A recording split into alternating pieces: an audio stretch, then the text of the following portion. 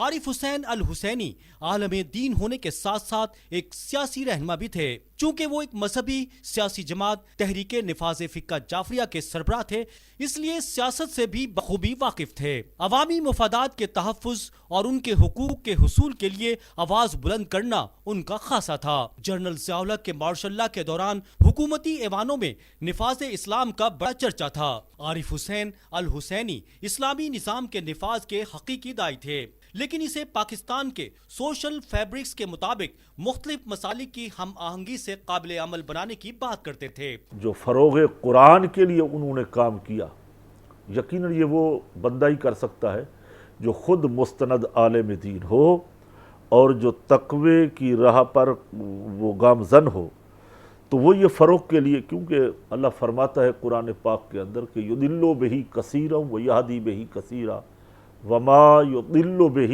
الا الفاسقین۔ قرآن کو ہزارہ ایسے پڑھنے والے ہیں جو ہدایت پر ہوتے ہیں، اور ہزارہ لاکھوں ایسے ہوتے ہیں جو پڑھ کر قرآن کو گمراہ ہو جاتے ہیں۔ تو گمراہ تو یقیناً وہی ہوتے ہیں کہ غیر المغضوب علیہم ولا الضالین، یا اللہ ہمیں ان کے راستے پہ نہ چلا جن پر تو نے اپنا غضب کیا ہے۔ تو غدالین، غضب والے وہی لوگ ہیں، ابلیس، شیطان، فرعون، نمرود، حامان، ان پر اللہ کا غضب ہے، اللہ کی ناراضگی ہے۔ تو ایک عالم دین کے لیے جو تقوی اختیار کرتا ہے، وہ اللہ کے خوف سے، معیشت الہی سے کانپتا ہے، ڈرتا ہے اللہ کے خوف سے کہ اللہ تو نے مجھے علم تو دیا ہے، مگر علم نافع عطا فرما، یعنی برکت والا علم مجھے دے، اور میں صراط مستقیم پر چلتا رہوں، بھٹک نہیں جاؤں۔ راستہ چونکہ بڑا خطرناک ہے، ارد گرد اس راستے کے ڈاکو بیٹھے ہیں، اپنے آپ کو بچانا اور صراط مستقیم پر چلنا۔ پھر ایک عالم دین کے اوپر بہت بڑی ذمہ داریاں ہوتی ہیں کہ وہ ایک قوم کا رہنما ہوتا ہے، اگر رہنما ہی بھٹک جائے تو بہت بڑا نقصان ہوتا ہے۔ اسی لیے فروغ قرآن کے لیے ان کا بہت بڑا کام تھا۔ پہلے قرآن کو بندہ خود سمجھتا ہے، پھر جب خود سمجھ میں آ جائے تو آگے جا کے اس کا فیضان پھیلاتا ہے، دوسرے کو سمجھاتا ہے۔ تو سنتے رہتے تھے اس زمانے میں جب یہ میڈیا کی بڑی قلت تھی، باوجود اس کے کہ گھر گھر علاقے میں، اور جس علاقے سے ان کا تعلق تھا، ہم نے پڑھا سنا، وہ بڑا پسماندہ علاقہ تھا، تو اس زمانے میں ان کا جو فروغ قرآن کے اوپر، درس کے اوپر بیان تھا، وہ بہت بڑا کام تھا۔ تو اسی لیے اللہ تعالیٰ انہیں اپنے جوار رحمت میں جگہ عطا فرمائے۔ یقیناً وہ کام ان کا بہت بڑا کام ہے۔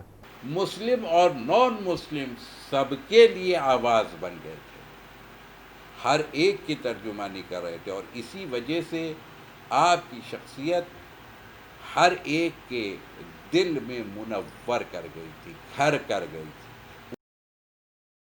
اور اسی وجہ سے شخصیت ہر ایک کے دل میں منور کر گئی تھی، گھر کر گئی تھی، ہر ایک کے دل میں منور گھر کر گئی تھی، ہر ایک کے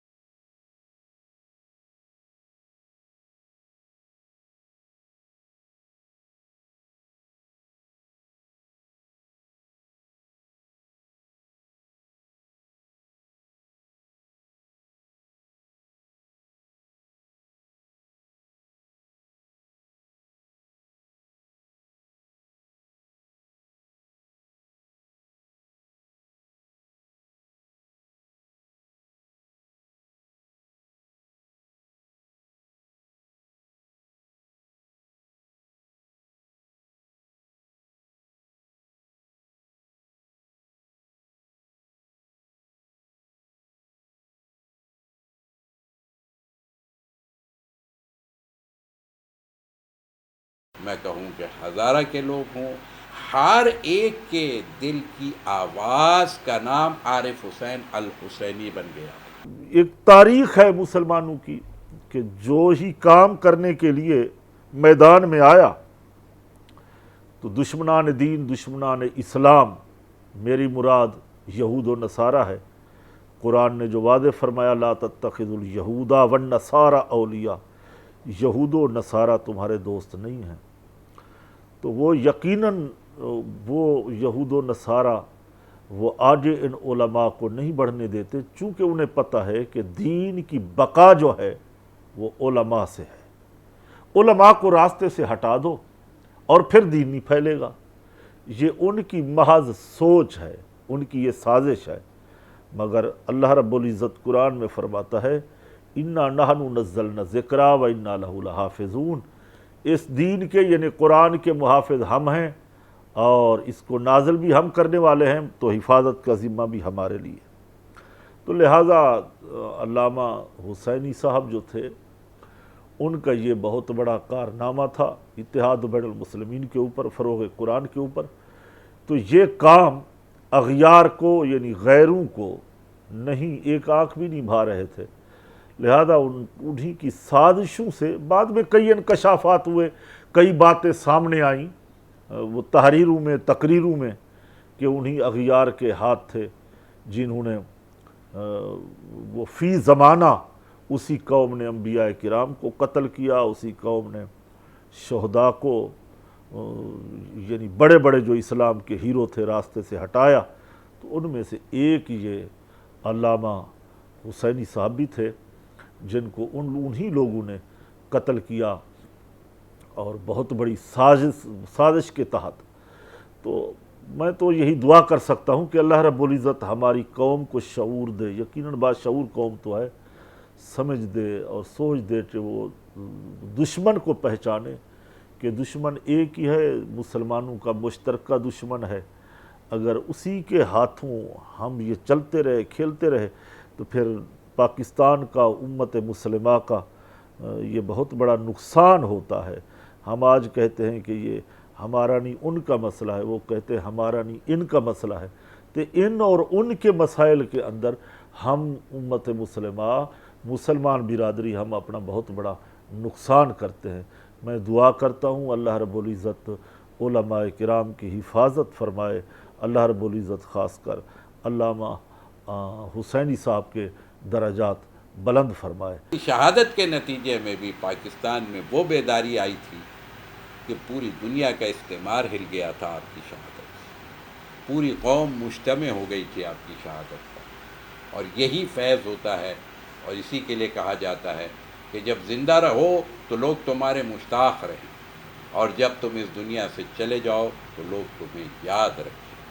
جیسے جیسے وقت گزرے گا ویسے ویسے عارف حسین الحسینی کی شناخت پاکستان کے نوجوانوں میں، پاکستان کے بچوں میں اور زیادہ اجاگر ہو۔ عارف حسین الحسینی ایک جہاں دیدہ شخصیت تھے، کیونکہ وہ ایک ایسے سرحدی علاقے کے رہنے والے تھے جس کی بہت زیادہ اہمیت تھی، اس لیے وہ مقامی مسائل کے ساتھ ساتھ عالمی سازش کے گٹھ جوڑ کو بھی سمجھتے تھے۔ پارا چنار کی سرحد 3 اطراف سے افغانستان سے ملتی ہے۔ جب جہاد افغانستان کے نام پر دنیا کے کونے کونے سے جہادی گروپس کو پاکستان کے قبائلی علاقوں میں بسایا جا رہا تھا، تو اس وقت پاکستان کے تحفظ و سلامتی کو لاحق خطرات اور خدشات کا انہوں نے برملا اظہار کیا۔ ان کی دور رس نگاہیں جہاد کے نام پر دہشت گردی کے نیٹ ورک کے بڑھتے ہوئے پھیلاؤ کو دیکھ رہی تھیں۔ وہ دشمن کی سازش کو سمجھ رہے تھے کہ افغانستان کی جنگ کے نام پر پاکستان کے تصویراتی اہمیت کے علاقوں پر قبضہ کرنا دشمن کا ہدف ہے، اور بعد کے حالات نے ان کے خدشات کو درست ثابت کیا۔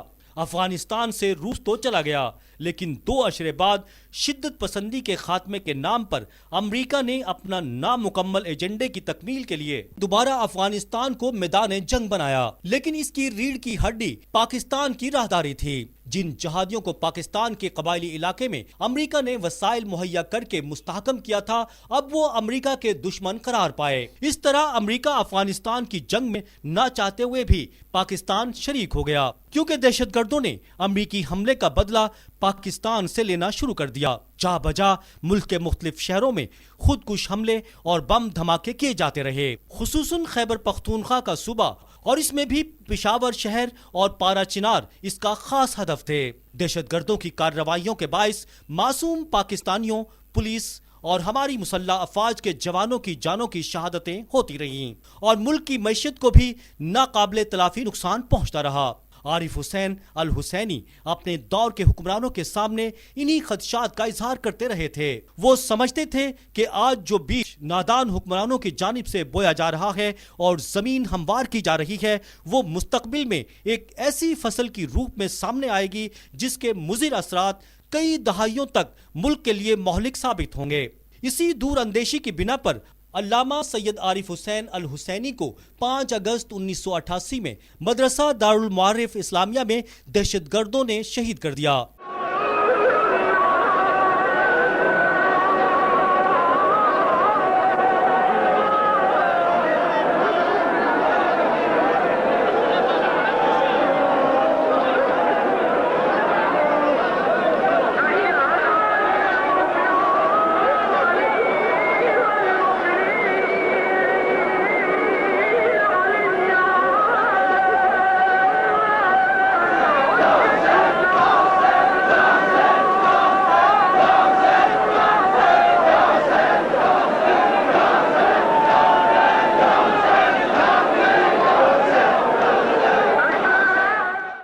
ممتاز عالم دین علامہ عارف حسین الحسینی کو آج صبح پشاور میں نامعلوم افراد نے گولی مار کر ہلاک کر دیا۔ تفصیل کے ساتھ جیت عالم دین، ممتاز خطیب اور تحریک نفاذ فقہ جعفریہ کے سربراہ علامہ عارف حسین الحسینی کو آج صبح بعض نامعلوم افراد نے پشاور میں گولی مار کر ہلاک کر دیا۔ علامہ کی عمر 42 سال تھی۔ قتل کے واقعے کی تفتیش فوری طور پر شروع کر دی گئی ہے۔ علامہ عارف حسین الحسینی پر جی ٹی روڈ پر واقع جامع معرفت الاسلامیہ میں اس وقت گولیاں چلائی گئیں جب وہ فجر کی نماز پڑھنے کے بعد اپنے کمرے کی طرف جا رہے تھے۔ حملے سے وہ شدید زخمی ہو گئے۔ انہیں فوری طور پر ہسپتال لے جایا گیا، لیکن وہ زخموں کی تاب نہ لا کر راستے ہی میں جاں بحق ہو گئے۔ علامہ عارف الحسینی 1946 میں پارا چنار میں پیدا ہوئے۔ ابتدائی تعلیم اپنے آبائی گاؤں میں حاصل کرنے کے بعد وہ نجف اشرف چلے گئے، جہاں انہوں نے 6 سال تک نامور علماء دین سے اکتساب کیا۔ 1974 میں علامہ عارف حسین الحسینی قم چلے گئے اور مدرسہ حجتیہ میں اعلیٰ دینی تعلیم مکمل کی۔ عارف حسین الحسینی کی شہادت ایک مسلک کا نقصان نہیں تھا، بلکہ یہ پاکستان کی مذہبی یکجہتی پر دشمن کا کاریوار تھا۔ ان کا دن دہاڑے یوں شہید ہو جانا اس دور کے حکمرانوں پر بھی سوالیہ نشان لگا گیا۔ تم نے تو اس صفائی سے پوچھی تھی آستین، تجھ کو خبر نہ تھی کہ لہو بولتا بھی ہے۔ میرے باپ عارف حسین الحسینی کس جرم سے قتل ہوا؟ اس کے گناہ کیا تھے؟ صرف یہ کہ وہ اس قوم کو بیدار کرنا چاہتا تھا، یا اس کا جرم یہ تھا کہ مشرق اور مغرب کے سپر شیطانی طاقتوں کے خطرات سے مسلمانوں کو آگاہ کرتا رہا، یا بڑا جرم یہ تھا کہ اتحاد بین المسلمین کا سچا اور حقیقی داعی تھا۔ اگر کسی جرم میں قتل ہوا تو ہماری پوری قوم ایسی سرخ موت کو گلے لگانے کے لیے تیار ہے۔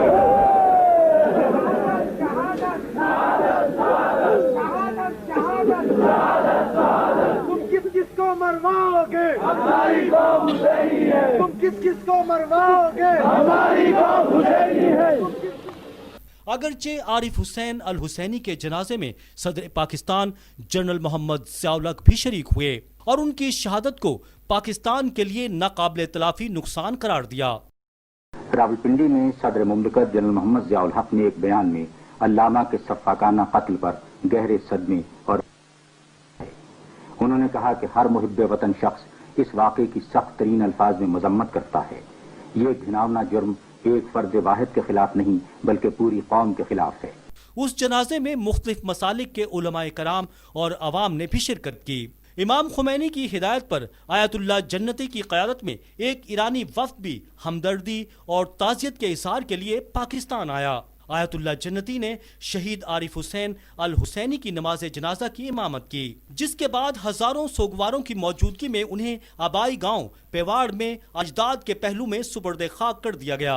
اے شہید حسین دلاور، پر تو عزم عباس و اکبر، اے شہید رہے آدمیت، رہرو راہ سبت پیمبر، موت آئے بھلا تجھ کو کیسے، تو زندہ ہے تا صبح محشر، تیرا کردار ہی زندگی ہے، آگہی تیرے مقصد کا جوہر، اے مفکر، اے معلم، اے مجاہد، حشر تک اب تجھ کو بھولے ہم نہ شاید، عارف حق شہید حسین